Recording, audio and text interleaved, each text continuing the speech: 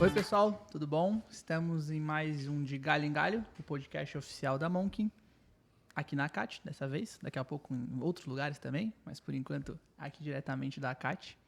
Hoje a gente está com um convidado muito legal, estou com um host novo aqui comigo também, Terra, pela primeira vez aqui fazendo as perguntas, não recebendo. Exatamente. Essa até é uma boa pergunta. Boa, só quero vir pra cá. Boa. Então estamos aqui com o Christian. O Christian é um parceiro da Monkin. Temos aí um ano. Bem-vindo, Christian. Bem-vindo a Floripa. Bem-vindo ao de Galho em Galho. Bem-vindo à casa da Monkin. Obrigado, pessoal. Tamo junto, hein? Boa. Bom, vamos falar um pouquinho sobre marketing. Não tá pegando voz. Marketing, empreendedorismo. O Christian é um super empreendedor. Digo que é um empreendedor nato, porque eu conheço ele já há algum tempo e eu vejo na trajetória dele muita criatividade, muita empolgação em tudo que ele faz. E aí eu ia te perguntar, Christian, qual foi a última vez que você fez alguma coisa pela primeira vez? Para mim, está sendo hoje de apresentar o podcast que eu nunca tinha feito. E você? Para mim também, né? Primeira vez que eu tô participando de um podcast ao vivo aqui e com perguntas abertas, né? Então, bacana. É um desafio novo. Sim. Mas tranquilo. Boa, boa. E seguindo o scriptzinho do podcast aqui, vamos se apresentar. Acho que é bom para quem nunca estou de Galho em Galho. Quem é que é esse pessoal? O que eles estão falando aqui? Eu sou o Eduardo, sou o CEO da Monkin. Estou aqui desde 2016 na Monkin, fazendo bastante coisa legal. Eu sou o Rodrigo Terra, sou responsável na Monkin por estratégia e negócios e sou sócio do Edu. E eu sou o Christian, eu sou ex-fundador, sou o fundador da Easy, ex-CEO da Easy. Easy foi uma empresa que eu montei há 8 anos atrás. E agora estou num processo de saída, né? Vendi a Easy e estou olhando oportunidades e business, investimentos no mercado. Legal. E conta um pouquinho como você chegou no que se chama hoje de empreendedor de startup. Sua carreira executiva, como você chegou nessa carreira executiva e o que te fez chegar até esse momento de falar, vi uma oportunidade e vou investir nela. Cara, assim, a história é interessante, né? Porque a minha formação é engenharia, né? Então eu me formei em engenharia na UFRJ, fiz mestrado na PUC, fui caminhando por um perfil muito estudioso, vamos chamar assim, né? E o meu objetivo, há 25 ou quase 30 anos atrás, eu estou com 47, meu objetivo era ser presidente de banco. Caramba, né? legal. Eu queria ser presidente de banco, né? E aí eu fui administrando a minha carreira para entrar no serviço bancário, né? Nos bancos e etc. Né? E fui seguindo a carreira nesse sentido, né? Só que quando eu estava próximo, ou quando eu percebi que ser presidente de banco não era tão legal, né? Isso já tinha se passado quase 20 anos, né? Mais ou menos, né? Eu estava como superintendente, diretor de uma operação bancária lá em Minas, né? E aí eu olhei e pensei, poxa, eu era muito criativo, né? Eu sempre dava soluções diferentes no modelo padrão, né? E começou a me incomodar algumas coisas de empresas, né? A velocidade que as empresas faziam as coisas não era a velocidade que eu tinha, ou que eu gostaria que a empresa tivesse. E a gente sabe que sozinho dentro de uma empresa você não faz nada, né? E eu falei, pô, sabe o que mais? Eu acho que eu vou tomar um risco e vou fazer o que eu acho que tem que ser feito. Foi assim que começou, né? Mas começou talvez 2 anos antes de eu tomar a decisão. Sabe um incômodo que você sente perante alguma coisa? Esse incômodo começou a ficar pequenininho, depois crescendo. E eu comecei a sentir que estava na hora de eu tomar uma medida mais drástica. Tipo, pedir demissão e fazer do meu jeito. Isso foi interessante, tá? Foi um processo. E como é que foi esse processo? Então, cara, na verdade, foi um processo, né? Assim, demorou uns 2 anos. Eu estava querendo... É uma coisa que... sabe, quando você começa a sentir, e não é uma coisa lógica, né? E olha que eu sou um cara mais lógico, né? Engenharia, né? Finanças, etc. E aí eu comecei a perceber, olhar o mercado, e o mercado dizia claramente para mim, nós precisamos desse serviço. Talvez só eu escutava essa voz. Sabe essa coisa de maluco, né? Eu conversava com o varejo, né? Basicamente o mercado que eu estou falando aqui é um mercado varejista, no segmento dos mais diversos. Então eu conversava com uma Renner, conversava com uma Pernambucanas, conversava com Pão de Açúcar, esses grandões. Depois eu comecei a conversar com os middles, né? Com Condor, com Mufato, com Imperatriz, Nordestão, varejos médios, A van, na época, era pequena, média, e hoje é gigantesca. Então, eu fui conversando com esse público, né? E depois com o long tail, né? Varejos menores, né? E todos eles falavam a mesma coisa. Só que talvez só eu entendesse o que eles... Ou pelo menos a minha interpretação, meu filtro, era diferente de todo mundo que escutava. Uma vez eu cheguei para o banco que eu trabalhava e falei, poxa, eu acho que esse é o caminho. Mas o investimento é muito grande, papapá. Não, não é. Mas não é o nosso core. Sempre tinha uma desculpa, né? Não era o momento, o investimento era caro, ou não era o momento certo, ou tinha outras prioridades. E qual era a dor do mercado nesse momento, assim? Na verdade, o varejo sempre chegou para mim e falava assim, cara, eu preciso vender mais. E assim, porra, isso aí parece óbvio, né? Preciso vender mais, preciso vender mais. O que eu faço? E basicamente o varejo ainda, infelizmente, se baseia no modelo escola, cinema, clube e televisão, sabe? Para eu vender mais, ou eu baixo o preço, né? Então, teoricamente, você mexe na margem, ou você investe em marketing, né? Em promoção, ou você parcela, ou você trabalha muito com o processo de financiar a compra. Então, ele trabalhava nesses 3 pilares, né? E eu falando, não, você não vai vender dessa forma, você vai vender a partir do momento que você cria uma relação com o seu cliente. E aí sim é um processo de venda recorrente, porque você cria conexão com o seu cliente e nessa conexão você vai sempre vender para ele, desde que você tenha uma relação forte com ele. E não existia ferramenta tecnológica para isso. E mais ainda, né?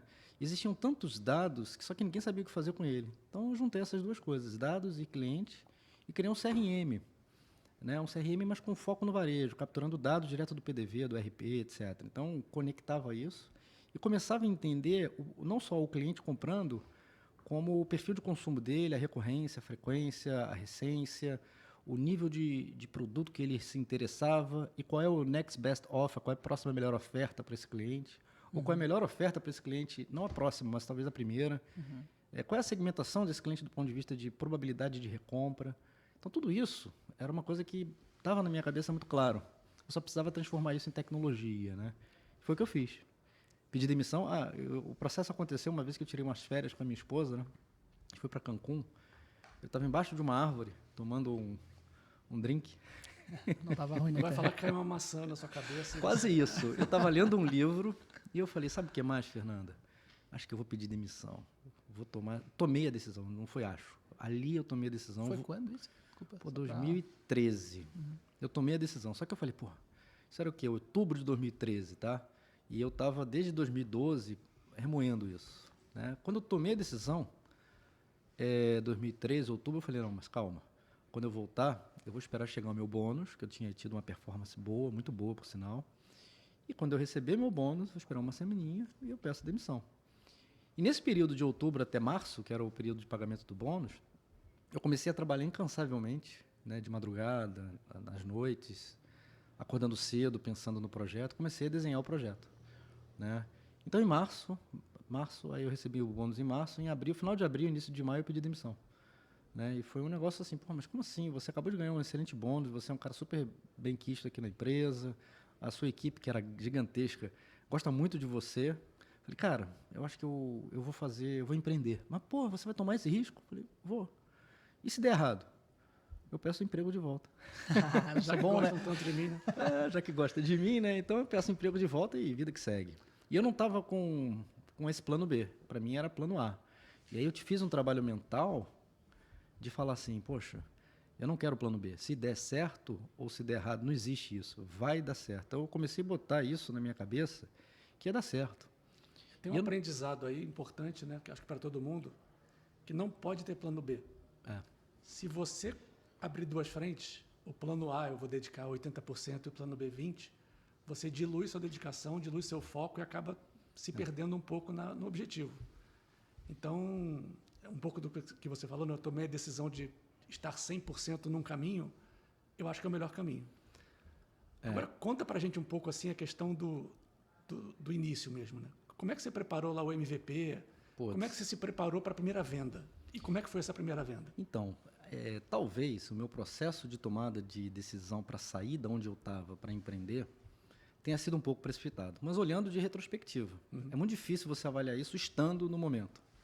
Então, olhando sob uma ótica de olhar para o passado e falava, poderia esperar pelo menos 6 meses, porque ainda não estava pronto. Ele estava num PowerPoint, ele estava num papel, né? Ele estava lá no Asana, né? To-do, papapá. E o meu... Então, a primeira venda que eu tive que fazer, sabe qual foi? Foi para o CTO. E eu já escutei essa frase e falei, puta, essa frase tem que... É verdade. Então, eu vendi o projeto Easy, na época projeto.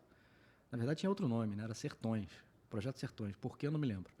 Mas era, Projeto Sertões, né? Depois a gente foi criando o nome, Easy, né? Que eu queria uma coisa muito nickname, rápido de falar, que fosse Easy. Aí eu falei, opa, Easy, bacana. Mas a primeira venda que eu fiz foi para o CTO. Então, a primeira coisa acho que eu tomei a decisão precipitada de ter saído de onde eu estava. Porque eu poderia ficar pelo menos uns 6 meses a mais ainda fazendo um processo de criar a tecnologia, criar o processo, né, criar a marca, né, trabalhar marketing melhor, né? Mas isso você consegue fazer nas suas horas vagas. Você não precisa, você não precisa de muito tempo porque o seu produto não está pronto. Então você não precisa de go-to-market. E na teoria, para você abrir mão de algum lugar, você ficou menos capitalizado também, né? Muito. Eu fiquei 6 meses pegando grana minha e bancando, sozinho. Então, isso começa a doer um pouco, né? Então, a primeira coisa é, a decisão está tomada? Reflete. Faça uma reflexão, né? Reflita, né? Então, a minha decisão foi tomada e rapidamente eu pedi demissão. Pá! Fiquei 6 meses, 7 meses ali, esperando o produto ficar pronto. Esperando não, né? Porque não dependia de mim, eu não sou programador, apesar de conhecer bem a velocidade, o que tem que ser feito, a especificação técnica e tal, mas eu não sou programador. Então, eu precisava de alguém que fizesse esse processo junto comigo. Então, a primeira venda foi para o meu sócio, Léo, e ele é o CTO, ainda está na empresa, não vendeu a parte dele, eu que resolvi sair. Mas o Léo comprou a ideia desde o começo. E a primeira venda, de fato, além de ser para o CTO, a primeira venda foi interessante.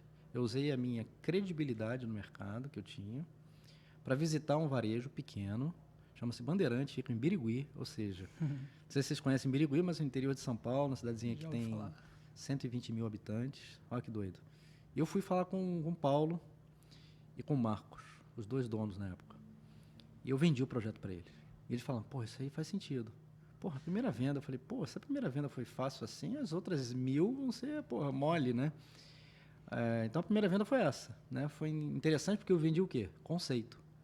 E não a tecnologia, eu vendi conceito. E eles compraram a ideia. Compraram muito. E eu falei, e agora? E agora, José? Como é que eu vou entregar? Não, entregar, eu já tinha certeza que a gente já estava preparado. Já vinha programando. Quando eu senti que o sistema estava ficando pronto, então, na iminência dele estar pronto, tipo 1 mês antes, eu comecei a esquentar mercado, fazendo ligações, queria trocar uma ideia contigo. E eu não queria que fosse digitalmente. Na época, antes da pandemia, dava para fazer via Skype, Zoom, etc. Dava. Mas ninguém estava acostumado. Então, eu peguei o carro, moro em São Paulo, fui até Birigui, são 6 horas de carro. Caramba. 6 horas de carro. E falei com eles, me preparei, peguei benchmark de mercado, que no Brasil não existia muito, peguei fora. E a primeira venda foi essa, né? Aí eu não tinha contrato. Aí comecei a fazer contrato, assinar contrato fisicamente, papel, sabe? Né? Não tinha DocSign, não tinha ClickSign, etc. Mas foi bem bacana, assim, me lembro claramente. E o mais legal ainda é que esse cara ainda é cliente nosso. Caramba. 8 anos depois. Sim. Então, esse é o mais legal. E tem mais uma outra questão. 3 meses depois de eu ter vendido para ele, as premissas que a gente acreditava, todas elas estavam sendo validadas. Então, isso foi um MVP fantástico. Então, foi assim, a minha crença de que eu poderia conhecer quase 100% da operação, que eu poderia segmentar e, através dessa segmentação, conseguir fazer com que o varejo vendesse mais, estava sendo realizada. E aí, com esse case de sucesso, eu comecei a usar esse case para vender para outros varejos, maiores, iguais ou menores, não importa. Então, essa foi a primeira, vamos chamar assim, 2015, né? Eu fiquei de maio até dezembro de 2014 trabalhando na tecnologia. Em 2015 eu fiz a primeira venda. A primeira venda começou em janeiro. O primeiro cliente começou no final de janeiro. E acho que só para a gente não ficar numa linha do tempo só, acho que é legal pegar uns pontos que a gente falou agora, que você falou. Queria entender, relação sua com o CTO, assim, qual é a dica para quem tá... O Terra fala, né, que é o sonhador, o cara que tem a ideia, que sabe do problema, e o relacionamento com o CTO, de como convencer ele, que se isso fez alguma diferença, ou sem CTO nem entraria no negócio. E entender também se abrir mão de uma vida mais estável para correr um risco de entender. Isso também é um movimento que aqui na CAT, por exemplo, a gente não vê muito. A gente vê uma galera muito mais jovem que não tem nada a perder, tem uma ideia boa, vou para fundo. Mas abrir mão de alguma coisa é complicado. Hoje, com a história que foi um sucesso, super legal, mas desse errado. Então eu queria essas duas perguntas, tanto do CTO quanto... Eu vou responder primeiro do CTO, né? O CTO, hoje a gente vai falar aqui na CAT, né? E uma das coisas que eu falo o CTO é importante, é fundamental quando você fala de uma empresa de tecnologia. Mas mais importante do CTO é como você distribui o seu serviço. Eu aprendi isso. Então, a mais importante que a tecnologia é a distribuição que você faz. Né? Então, por exemplo, frases muito comuns aí dizendo que a maior pizzaria do mundo não tem a melhor pizza, não tem o melhor produto, mas tem a melhor distribuição. Né? Então, a mesma coisa vale para a tecnologia. Né? Então, quando você fala, o melhor CTO do mundo resolve o seu problema de distribuição? Não. Então, eu aprendi isso no tempo, mas eu não tinha essa visão na época. Sem querer desmerecer o trabalho da galera de CTO, longe disso, tá? Longe disso. Mas a primeira coisa primeiro eu tive que, o Léo, né? Eu contratei ele como prestador de serviço. Por quê? Porque eu queria testar quanto eu ia gastar, investir uma grana. E aí eu contratei 3 programadores, 3. E dos 3, o Léo foi o mais sério. O cara que conseguiu entender o projeto. Eu sentava com ele no bar, restaurante. Depois do expediente, eu sentava com ele e a gente ficava até meia-noite desenhando, explicando. Junto com ele, mais 2, tá? Eram 3 caras que eu contratei. E o Léo, claramente, ele me trouxe não apenas um conhecimento técnico, que eu sabia, mas uma capacidade dele entender o que eu estava falando, que isso é muito importante. Ele capturou bem o que era a ISO, qual era o sonho. E ele comprou o sonho junto. E aí eu paguei para ele como prestador de serviço. E depois, quando o negócio estava começando, eu falei, eu preciso de um CTO. Eu vou chamar ele. E ele não precisa nem investir nada. Eu vou dar um pedaço da empresa para ele. E ele vai... quando a empresa estiver grande, ele pede demissão. Então, eu comecei meio aos trancos e barrancos. Né? Ele trabalhava e ainda tinha um segundo emprego, que era CTO da Izio. E depois, quando a gente teve capacidade de pagar um salário maior que ele ganhava onde ele estava, eu trouxe ele como CTO da Izio e a gente seguiu em frente. Entendeu? Essa é a primeira pergunta. A segunda... sobre abrir mão de algo. Abrir mão.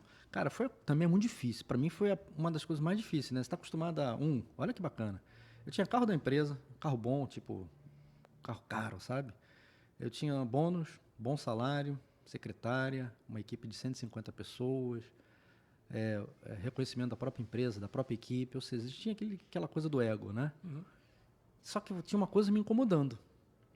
E aí era um processo decisório. O que me fez abrir mão disso tudo e falar, vou pegar todos os meus investimentos, veja, toda a minha liquidez que eu tinha no banco, eu não vendi nada, tá? Eu não vendi apartamento, não vendi carro, não fiz nada.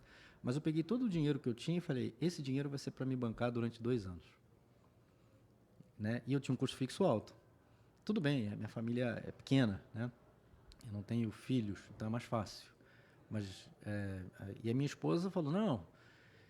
só que minha esposa doida, acho que junto comigo, ela pediu demissão também. Ela trabalhava no Citibank e ela falou, vou pedir demissão e resolveu montar um restaurante. Eu falei, ferrou, né? Porque os 2 empreendedores, na mesma hora, e a gente não tinha combinado isso, mas na época o Itaú comprou o Citibank, ela falou, não quero continuar nisso, e ela pediu demissão. Só que, então o risco alavancou. Então a sensação é complicada, mas uma coisa que eu tinha certeza é que se tudo desse errado, e não era o meu plano B, tá? Mas se tudo desse errado, eu ia pedir emprego, sem problema algum. Entendi. Com toda a humildade que você tem que ter, né? De falar, poxa, você não vai ser como diretor, mas vai ser como gerente, tem problema. Eu não tinha esse problema, porque eu falava, qualquer coisa eu arranjo emprego. Mas eu não queria ter essa opção. Para mim, eu tenho que fazer isso dar certo. Então, foi muito nesse sentido. Agora, tem que ter muita resiliência, né? Para tomar a decisão. Você tem que ter essa confiança. Empreendedor jovem, né? Que, como o Edu fala aqui na CAT, tem bastante, que é a galera que está começando a vida, tem uma grande ideia e que, de fato, não tem muito a arriscar, a não ser o início da carreira, que é importante. E tem uma relação do ego, que você falou, que eu faço uma correlação com a cultura da gente, que é mais velha, que é mais experiente e que está acostumado com a CLT, com todos os benefícios, que relacionado com a vaidade atrapalha muito. Então, tem o conforto de achar que tem estabilidade no modelo antigo de emprego. E isso cada vez mais está claro que não existe, porque de uma hora para outra você pode ser mandado embora e fica com uma mão na frente e outra atrás, sem ter se preparado para uma ocasião como essa. E segundo, tem a vaidade que tempera isso, né? Que você tinha carro, tinha secretária, tinha um monte de benefícios e de uma hora para outra você deixa de ter.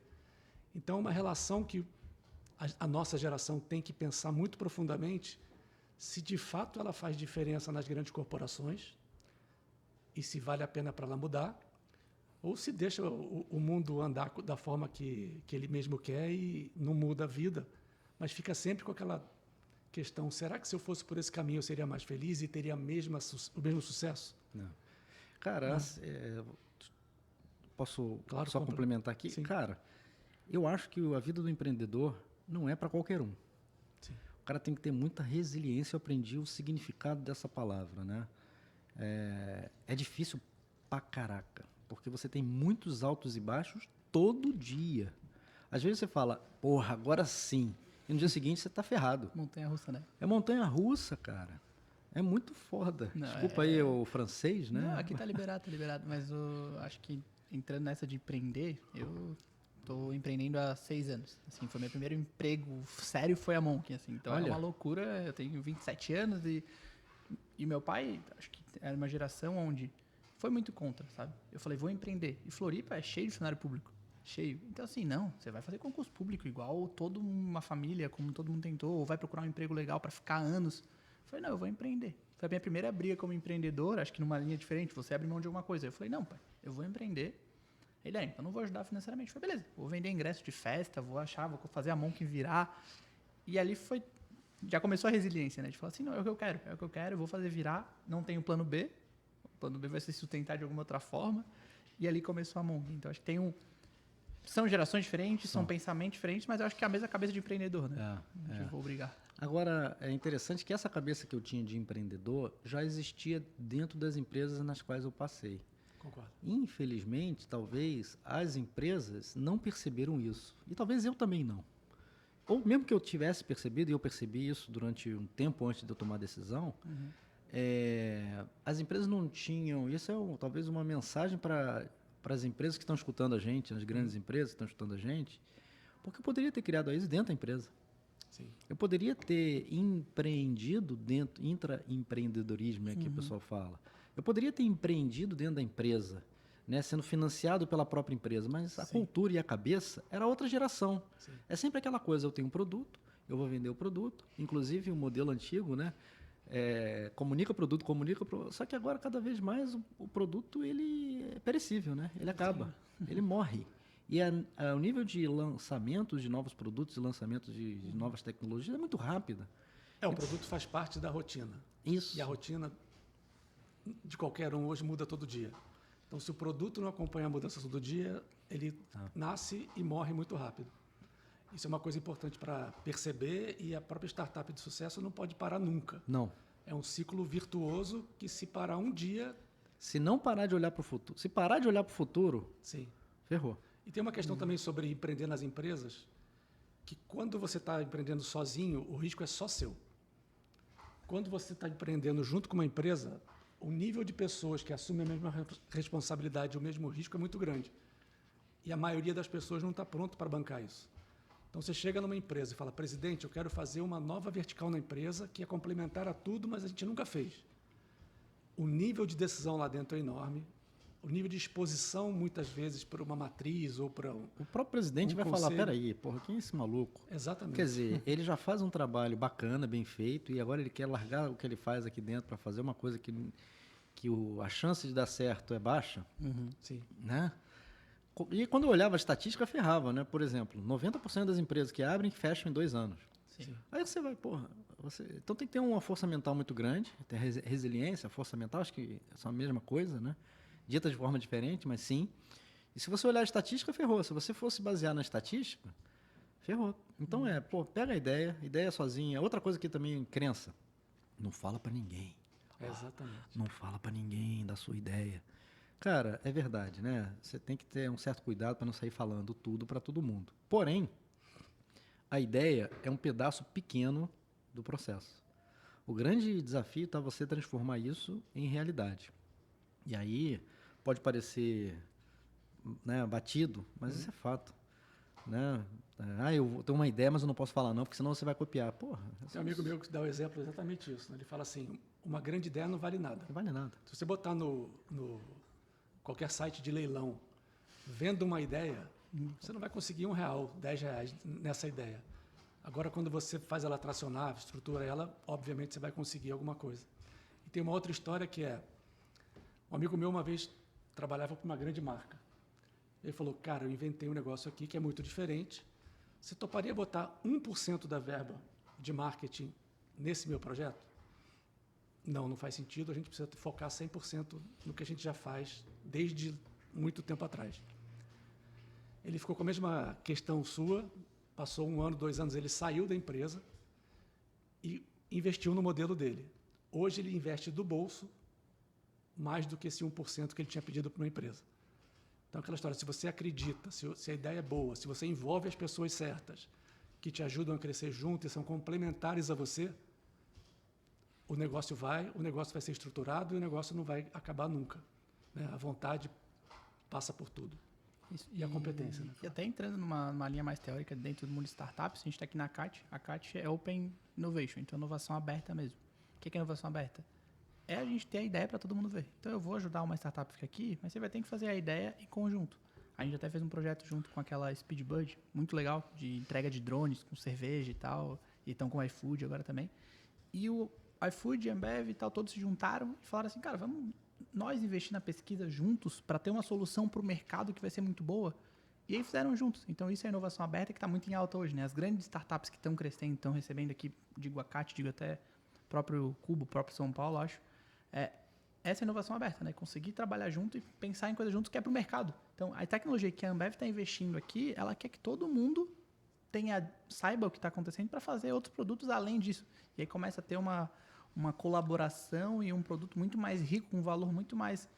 Se eu não contar para ninguém, eu não sei se a ideia é boa também, né? Eu acho que os espaços estão muito escassos, né? Hoje, para a Ambev crescer, ela precisa ter criatividade, senão ela vai diminuindo a margem dela, vai comendo ela própria e as outras empresas também.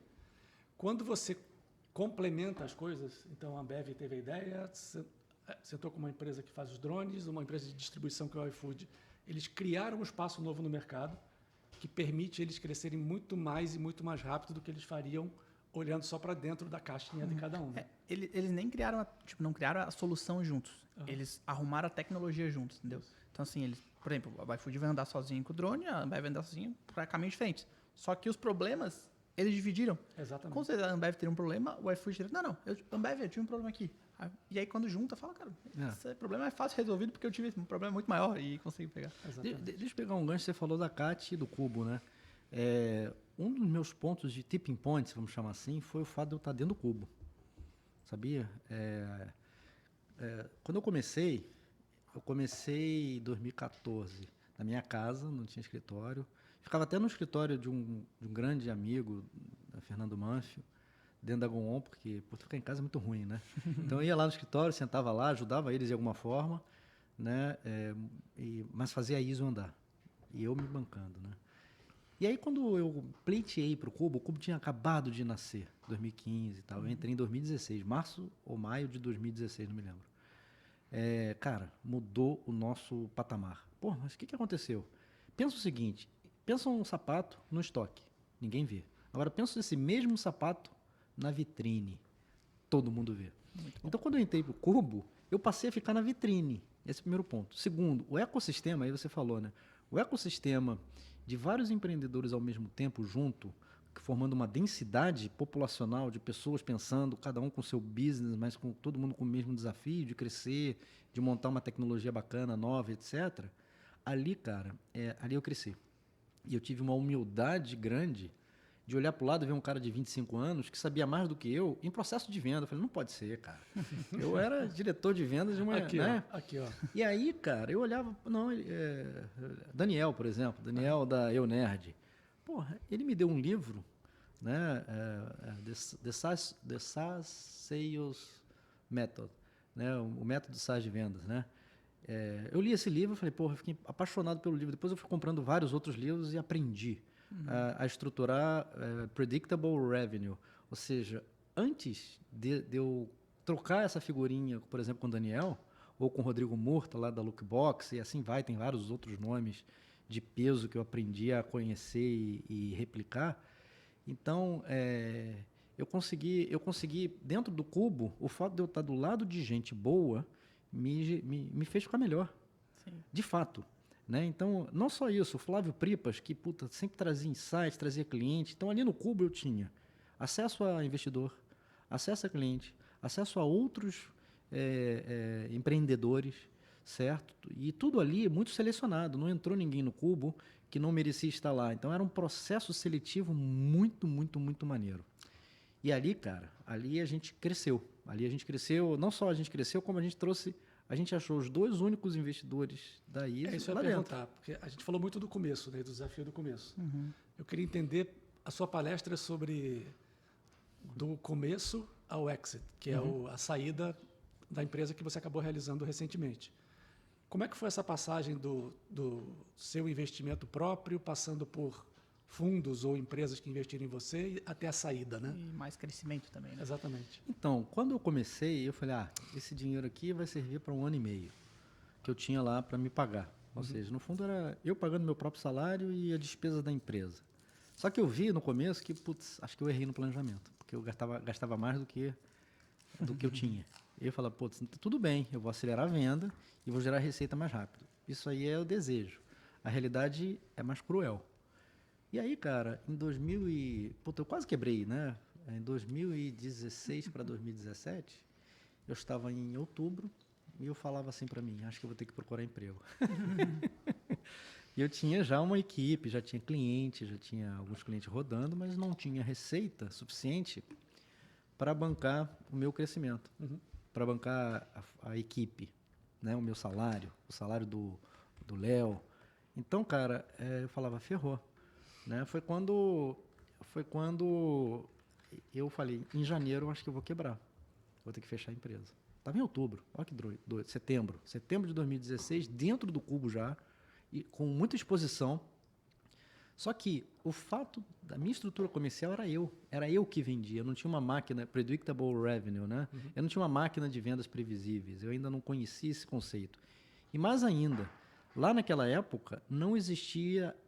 ainda estava começando aquele conceito de anjo, seed, pré-seed, né? Seed money, série A, série B, série C, venture capital. Até existia venture capital, mas muito mais olhando operações mais, vamos chamar assim, mais avançadas. Então, o mercado ainda estava muito júnior, né? No quesito investimento. Hoje não, você olha para o lado, você consegue estruturar uma forma de financiamento da sua empresa, se é esse o caminho que você quiser seguir.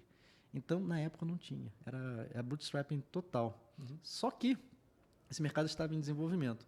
O que eu fiz?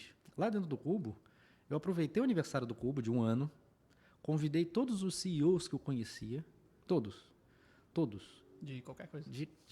das empresas que eu tinha contato, né?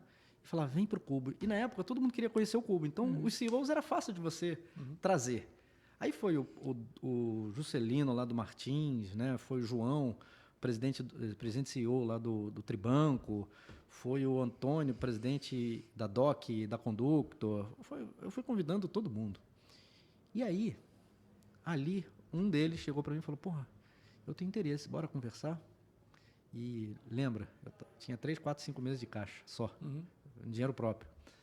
E aí eu usei aquela estratégia, né? Vem em mim que eu tô facinho. Né? Mas fez um pouquinho difícil, né? Isso aqui vai dominar o mundo, né? E aí ele falou, cara, eu tô a fim de investir em você, o Antônio, né? Um abraço pro Antônio. Foi um erro, ao mesmo tempo foi um acerto. Um acerto por quê? Eu ia quebrar. Então, graças a eles, eu não só não quebrei, como eu estruturei a empresa de maneira mais organizada. Mas ali vieram 2 investidores, olha que doido. Foi um fundo, um family office e um corporate. Como eu disse sim para o Antônio primeiro, o family office veio e falou, eu quero investir também. Falei, cara, acabei de dizer sim. Se por acaso eles não cumprirem o que foi prometido, eu te dou a opção. Então a gente assinou lá uma carta de intenções, etc. E eu ganhei uma grana para botar na empresa.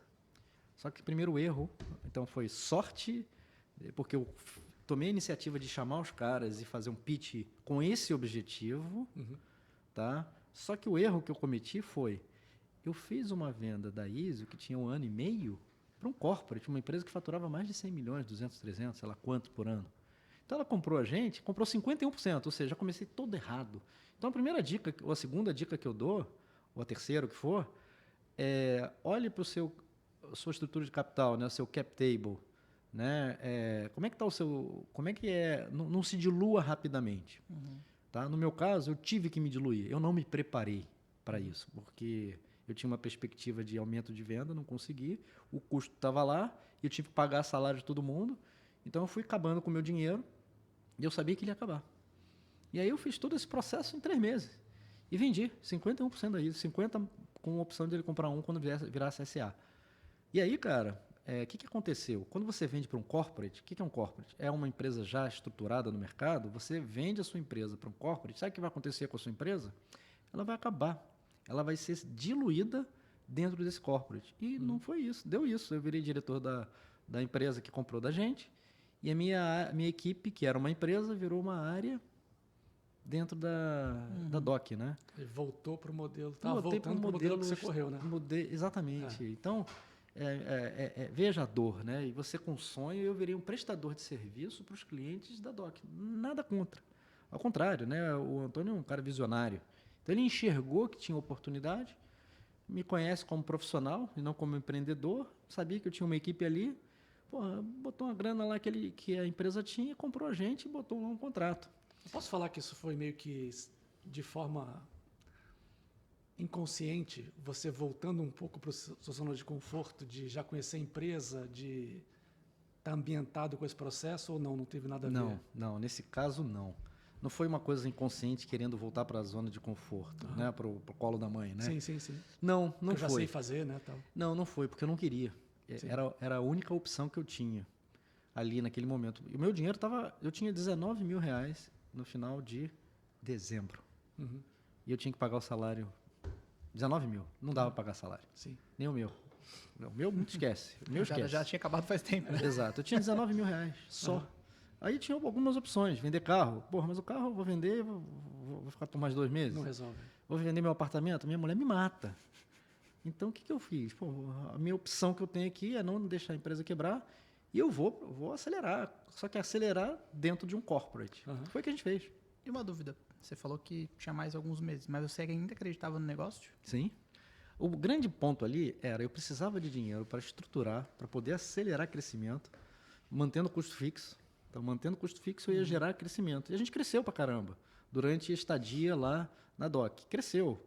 Só que ali eu vi que a gente estava crescendo dentro de um aquário, prestando serviço para quem? Para a própria empresa que era dona da gente. Não posso reclamar, porque os executivos da DOC foram todos eles fantásticos, mas ia contra o que eu acreditava, que era criar um negócio que seja para qualquer um do mercado e não para quem tem cartão de crédito processado lá na Conductor, na DOC, né? E aí, cara, durante esse período, eu chamei o fundo que queria lá no começo, que eu disse que a Conductor já tinha feito uma proposta, chamei e apresentei o projeto, a minha visão. Ele falou, poxa, mas é isso que eu quero. Eu falei, pois é, mas eu tô com a Conductor. Ele falou, eu compro. Aí eu fui lá na Conductor, negociei, não foi fácil, porque os caras acreditaram muito no projeto e tal. Foi difícil, porque mexe um pouco numa empresa daquele tamanho, né? O cara, né, ele teve que passar por um comitê, pelos acionistas, etc. Então, tive que fazer um movimento duro, né? Agradeço aí todo mundo, sem exceção, foi muito bacana. Mas eu recomprei a parte da Conductor. Eu recomprei a parte da Conductor e passei a falar, agora eu não vou vender só para cliente Conductor, eu vou vender para qualquer cliente do mercado brasileiro. Então, abri o meu mar e eu parei. E aí, ali, eu reconstruí a ISO. Ou seja, veja, eu perdi quase 2 anos e meio, 3, nessas idas e vindas de grana. Então, eu durante 3 meses, 3 anos, eu errei porque eu não sabia estruturar o cap table. Entendi. Se eu tivesse o cap table estruturado para acelerar o crescimento, porque eu tinha noção, mas era com meu dinheiro. Zero de problemas. O problema é que meu dinheiro era muito pequeno frente ao investimento, que eu errei na dimensão. Sim. Perfeito? Agora com o fundo e com capital já bacana, estruturado, puta, deu pra gente estruturar a área comercial. Aí eu comecei a investir em predictable revenue, que montei uma área de SDR e tal, essas coisas todas. E aí, cara, a gente começou a crescer, mas eu perdi 3 anos. E tem uma frase que eu falo pro meu sócio, pro meu ex-sócio, né, que eu já vendi, fala, Léo, se a gente fosse fazer a ISO de novo, a gente faria 3 vezes mais rápido e 3 vezes melhor. Sim. Então É uma experiência que você leva para a vida, para outras oportunidades que você vem a ter. Eu acho que é uma mudança grande de perspectiva, né? Vou falar por mim. Você passa a vida sempre buscando o seu passado para te ajudar e te suportar a construir o futuro. Então você estava carregando esse histórico seu, e quando você virou e falou, eu não quero mais estar só com um público determinado, eu quero o Brasil todo, eu quero crescer mais, as portas se abrem. E eu acho que a nossa cabeça e o nosso negócio transbordam, né? Sai um pouco daquele tamanho que a gente acha que a empresa pode ter e conquista o mundo. Então, essa mudança de perspectiva, do olhar para o passado para olhar para o futuro, a partir do que você aprendeu, faz muita diferença na vida para qualquer coisa, né? Então, o grande ponto é que não existia referência, né? Sim. Mas o empreendedorismo está aí, a coragem está aí, a competência está aí, né? É construir isso. Eu fiquei mais forte, né? Porra, você fica sim. gigante, né? Porra, conseguir fazer esse movimento casca grossa, né? Porque, Exatamente. porra, você tava quebrando, só tinha 19 mil, tinha 2 meses aí pela frente, né? 19 mil reais no caixa. Mais os trocados que ia entrar de cliente, você esquece. E aí, porra, eu consegui botar alguns milhões no caixa para poder acelerar, mas eu acelerava dentro de um aquário limitado. Isso me travou, isso me deixou com vontade de fazer mais, mas eu não estava achando alternativa. Quando eu achei a alternativa, eu destravei, fiz uma proposta de recompra, pagando tudo que a gente consumiu, mais toda a correção do capital investido. Ou seja, fui super sério do ponto de vista financeiro, ou seja, para manter todo o meu nome, né, no mercado. Aí as relações. Né? As relações, nome, né, credibilidade, etc. E aí peguei a ISO, voltei para o Cubo, eu estava dentro do escritório da DOC, né, lá em Alphaville. Voltei para o Cubo e falei, agora, meu amigo, com caixa, com clareza do que eu quero, eu vou acelerar. E foi o que a gente fez, tá? Aí depois veio a pandemia, aí o bicho pega. Aí como é que foi? Faz um resuminho aí só pra gente entender como é que foi esse crescimento até... A gente foi crescendo, né? Eu, em 2019 ou 2018, eu estruturei a área de Predictable Revenue, eu cheguei pro meu sócio e falei, cara, a gente não pode crescer isso só no ano de 2018, sei lá, no Meremo. Não, é muito pouco. Eu tô com vergonha de ter dito que eu era um cara comercial bom.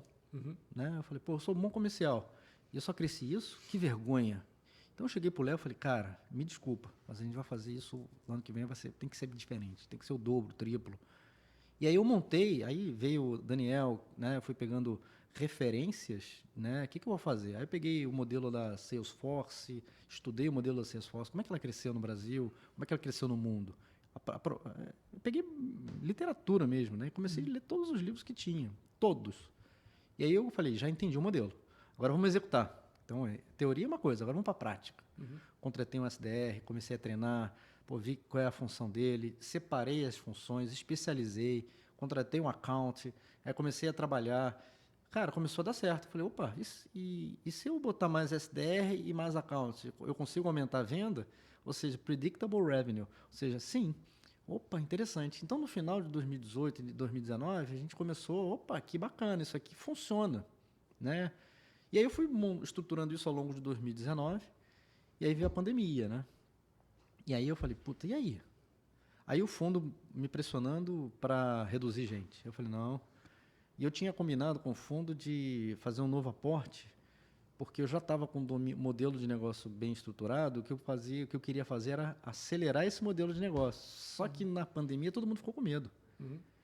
E eu falei, pô, mas a gente já tinha combinado. Só não tinha assinado. A gente apertou a mão, disse ok e tal, mas não assinou.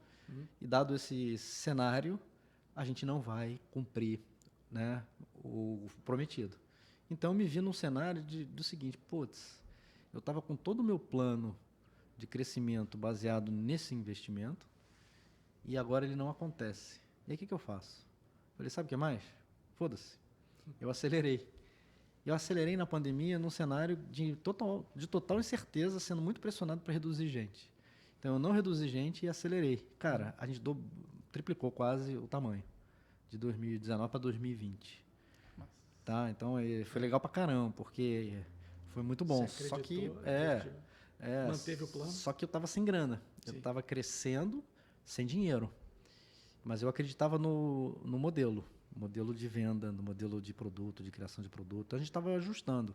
Lembre-se que eu perdi 3 anos no começo. Parece pouco, mas é muito. São 3 anos. Eu perdi 3 anos porque eu não sabia fazer. Entendeu? Você investiu 3 anos. Hoje você tem esses 3 anos no bolso, que eu falo, na cabeça exato, e vai... É que eu falo para o meu sócio, né? Se eu fosse fazer isso de novo, que demorou para mim 8 anos, eu faria 3 vezes mais rápido, 3 vezes melhor. Não tem dúvida. Sobre gestão. A startup nasce de uma ideia, se viabiliza pela tecnologia, mas chega uma hora que o fundador não dá conta do quanto ele tem que crescer, muito pelo tempo de agenda mesmo. Não dá para atender 5 clientes no dia e passar para 15. Não existe hora no dia para isso. E você falou que você montou uma equipe de account, uma equipe de SDR, uma equipe de Customer Success. Como é que foi para você soltar um pouco a responsabilidade para outras pessoas?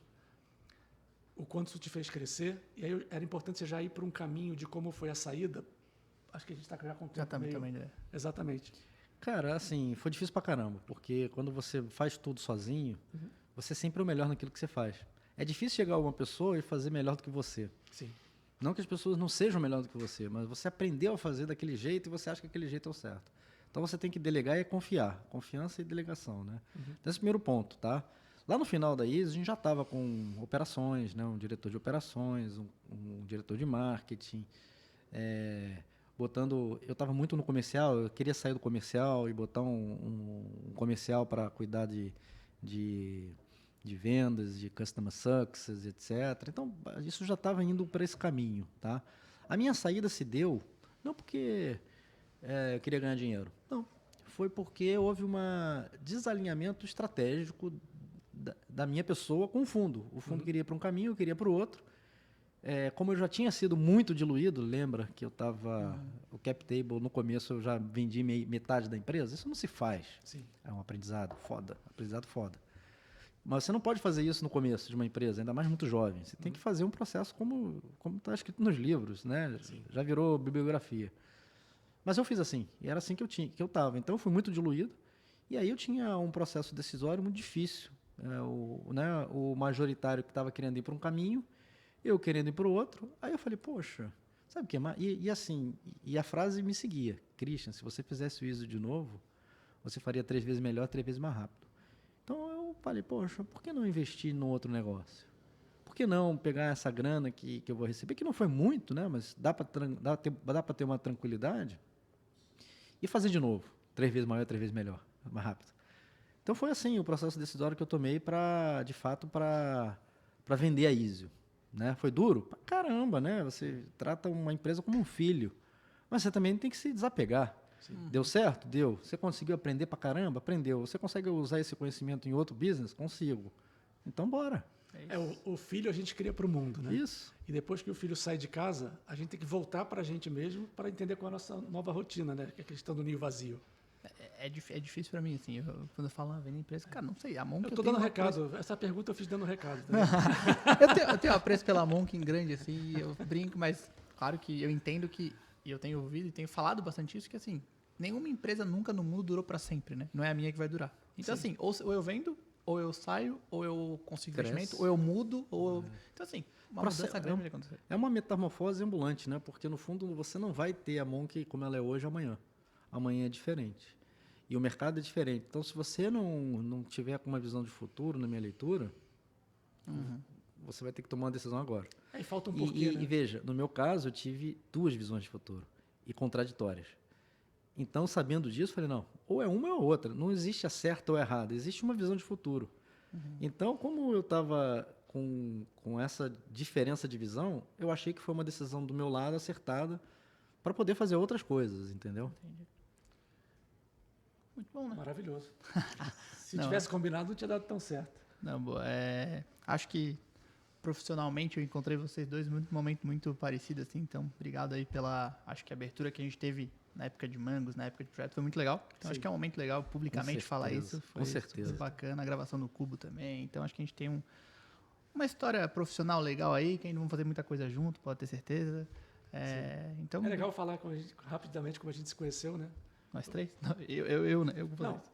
eu conheço o Christian, ele me convidou para tocar a parte de marketing da Easy, eu ajudei no processo. E a gente estava num processo com um cliente grande, fazendo um projeto muito importante para a Grande empresa. não, gigante. Gigantesco. Foi a Ambev, eu posso falar. Não, tem então. problema. Aí, na primeira reunião que a gente fez com a Ambev, de como vai ser daqui para frente, como é que vai ser o processo, apareceu o Edu na telinha lá do computador e falou assim, Rodrigo, esse aqui é o Edu, ele vai ser sua agência, resolve com ele tudo. E desde desse dia, a gente começou a ver uma pessoa com muito potencial, uma agência com muito potencial que faz diferente e que muito É integrado. rápido também. Não só diferente, mas diferente uma velocidade de startup, assim, velocidade estonteante, né? Porque a gente sempre foi, né? Exatamente. Muito rápido. Aí eu falei, pô, os caras são rápidos também. Então teve uma conexão muito rápida de propósito e de jeito de pensar, né? E hoje estamos aqui em Floripa, trocando ideia. Daqui a pouco a gente vai na praia, dá uma volta. Tá 16 Tá chovendo graus, hoje. Não dá. Mas obrigado. Tem o final, as perguntas do Eu final gosto, de eu gosto. surpresa. Vocês me pegaram com essa, tem que pegar ele também. Toda vez que eu... Não estão usando tanto, mas toda vez que eu sento aqui eu faço essa. A gente criou uma teoria na Monk, eu e o Felipe, que todo mundo tem 2 dicas para dar. Cara, minha mãe sentaria aqui, minha avó sentaria e falaria como fazer renda. Minha mãe falaria alguma dica legal de como cuidar de um filho. Quais são as 2 dicas do Christian? Pode ser qualquer coisa. Qualquer coisa. A primeira delas é, aprenda a ouvir sua voz interior, né? Acho que é uma coisa que é difícil pra caramba, mas são sensações, né? Não é só ouvido, né? É sensação. Então, a primeira coisa, cara, a dica é se escute bem, porque se você não tiver bem alinhado com essa escuta interna, você vai sofrer. Então, se escuta, sinta o que o seu corpo, o que sua mente, os 2 juntos estão te dizendo. Você vai sentir isso, sabe como? No estômago. Né? Então, não é na cabeça. Você vai sentir. Quando você sentir que está legal, você não vai ter aquele estômago apertado, aquele coração apertado. Então, a primeira dica que eu tenho, e eu aprendi isso ao longo do tempo, sinta a sua voz interior. Né? Agora, a segunda é difícil, hein? Porque são 2, né? Cara, bom, a vida é curta, né? E, então, poxa, não fique com medo, né? O medo te bloqueia, né? Então, a segunda dica aí é, trabalhe seu medo, né? Não dê muito valor para esse medo, né? Pensa no que você quer, não no que você não quer. Tem uma frase que eu uso muito, né? O ser humano tem mais medo de perder do que vontade de ganhar. Isso é a média. Sim, sim. E a gente não está na média, né? Ou pelo menos aqui a galera não está na média. Então, falamos muito disso durante aqui sem essa intenção, né? E exatamente, cara, o medo de perder é muito mais, tem a ver com aquele medo que as pessoas têm. Então, cara, trabalhe esse medo. Quer dizer, administra isso, pensa que é o contrário. Você tem que ter mais vontade de ganhar do que o medo de perder. Muito né? bom. Acho que é isso. Muito legal. Fechamos bem. Cara, muito orgulho, muita gratidão. Acho que a gente falou bastante aqui. Assuntos muito relevantes para muita gente. Muito voltado para o tema que a gente sempre discute aqui na CAT e na própria empresa, que é uma startup também. E queria te agradecer aí, dar parabéns pela sua história e dizer que é muito legal estar acompanhando isso junto, né? Tem mais por vir, hein? Boa sorte em projetos futuros, boa sorte na jornada. O próximo você conta pra gente. Conto sim. Beleza. Valeu. Fechou, brigadão. Cara. Esse foi mais um de Galho em Galho. Muito obrigado aos patrocinadores, Red Bull, Link Lab Acate, Brad Pitt e a Monkin, que faz tudo isso acontecer. Boa. Valeu, galera. Valeu, Christian. Valeu, Terra. Valeu, pessoal. Até mais. Valeu.